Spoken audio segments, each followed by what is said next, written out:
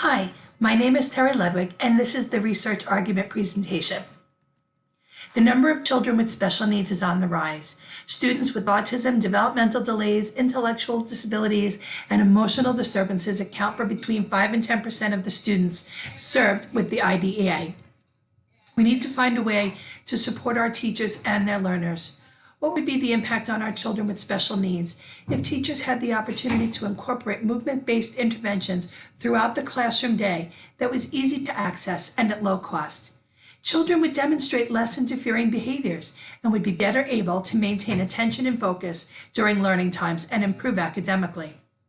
There is a strong emphasis on the delivery of special education services in the general education setting.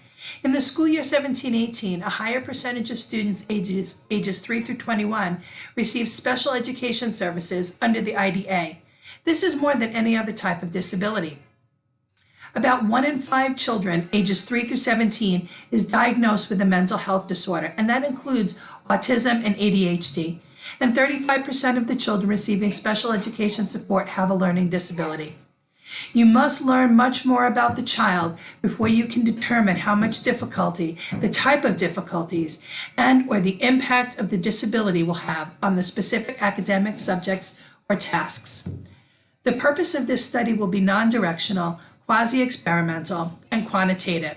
We're going to explore the possibilities that movement-based interventions will decrease maladaptive behaviors such as out-of-seat behaviors and therefore improve learning. We're going to test the hypothesis that provided structured movement opportunities throughout the classroom day will decrease interfering behaviors in the classroom and improve academics, exploring the possible relationships between providing movement and the frequency of interfering behaviors. The theoretical framework for this research is MOHO, developed by Gary Kielhofner. MOHO is now the most widely used occupation-based model practice in the world. It supports an occupation-focused practice. It clearly identifies professional identity. It provides a holistic view of the client and supports client-centered practice. Additionally, it provides a useful structure for intervention and planning.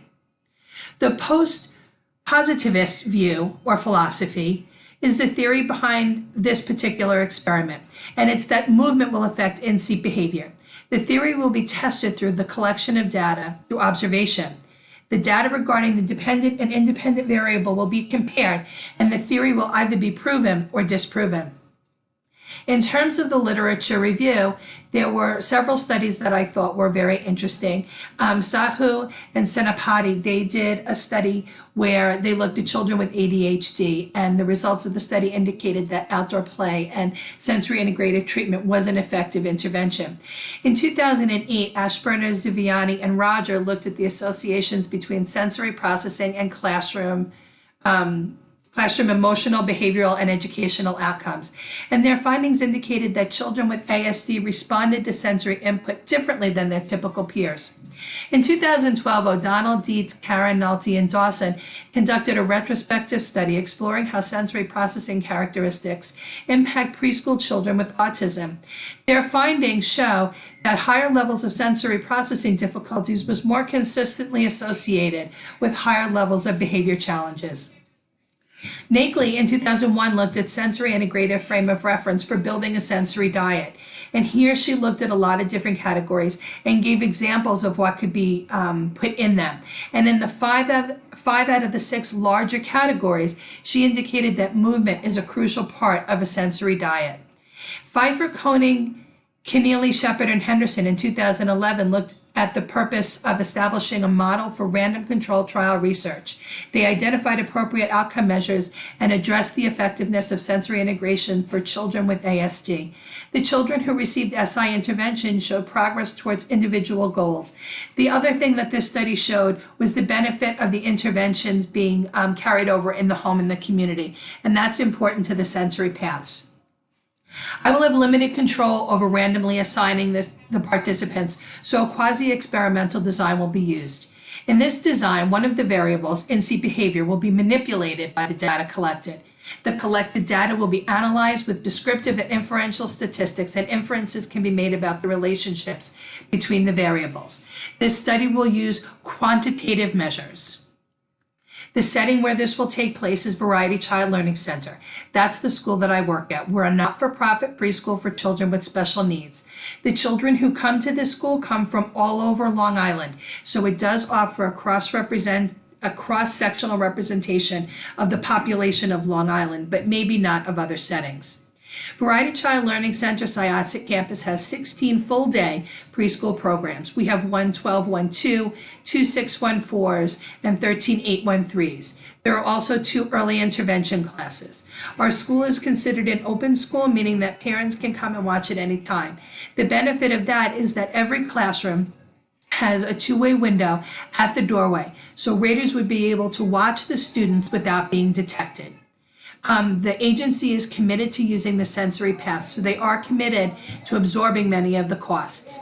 We can use employees or volunteers as raters to keep the cost down, and that helps to reduce the financial burdens. Sensory paths are in our outdoor play area, so it will have to be conducted in the warmer weather, such as the fall, the spring, and the summer. The children in the children in the study will be between the ages of 2 and 5 years old. They're diagnosed with autism or preschooler with a disability. The study will be open to all the children in the program, but the early intervention classes will be excluded. That would give us a maximum number of 128 participants. The study will have a single stage design sample, and while this is a sample of convenience, the sample can be stratified by age, gender, disability, and class size. The constructs in this study are the amount of times that a child gets out of their seat. So out of seat behavior can be operationally defined as an instance where a child is no longer in their seat.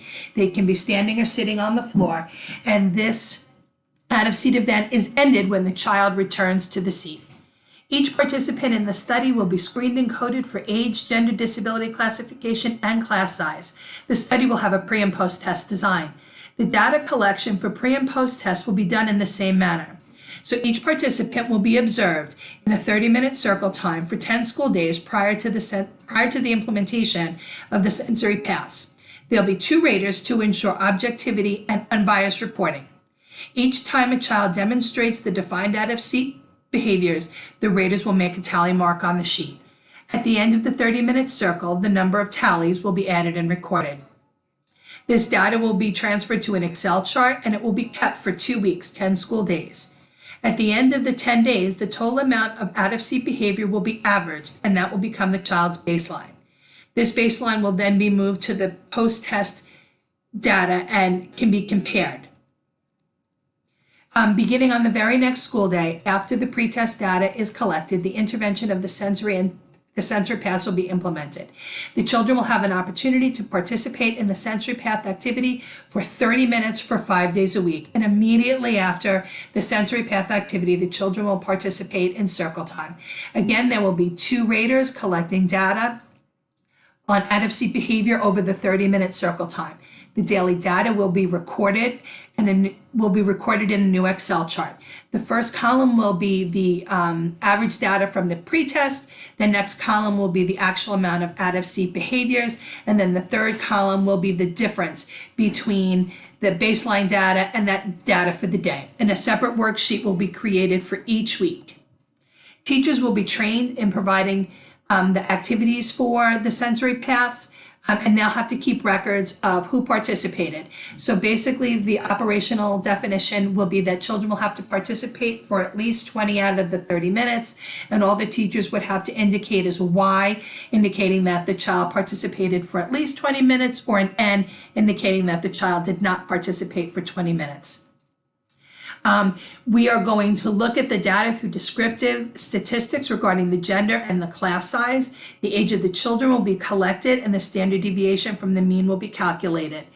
The baseline data will be compared to the daily data, and the differences will be recorded. At the end of the day, the daily data will be averaged and compared to the baseline data using a 2-tailed t-test.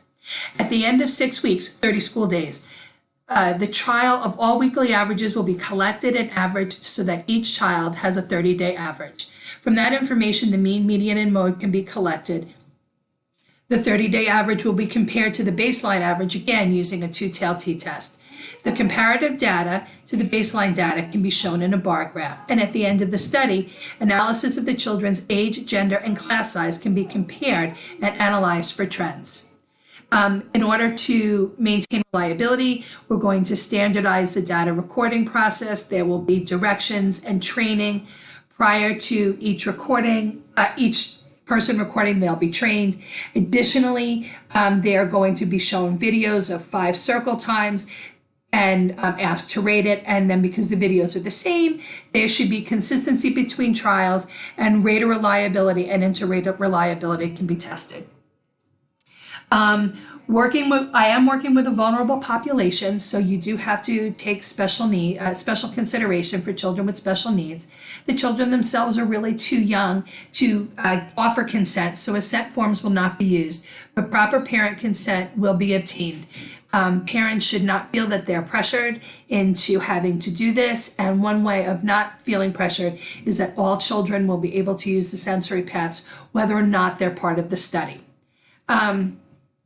The site that I work at does have an interest in the outcome of the study, so in order to maintain no bias, 2 raters will be used, 1 employee, and the other can be an outside party like a volunteer or an OT student. And regardless of the outcome, the data must be reported honestly. This particular study demonstrates homogeneity. It's the study looking at only one construct, and for me, that's the out-of-seat behavior. Another way to ensure validity would be to run a pilot study. There are threats to internal validity, which would include maturation. So the children might start to develop just by maturation by using the sensory paths. And in order to combat that, we can take new baseline data at every 6-week point.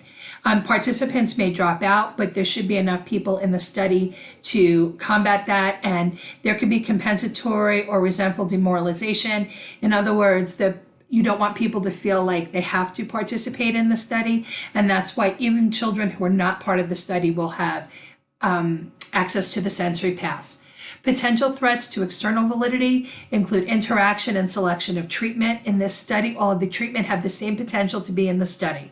Another potential threat is interaction of the setting and treatment. This is the school where I work. But it may not be representative of the population outside of the New York area. So in order to generalize these results, additional testing may have to be done.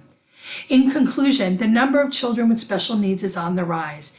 Therapists are looking for easy-to-administer evidence-based treatment interventions that can assist the classrooms with maladaptive behaviors.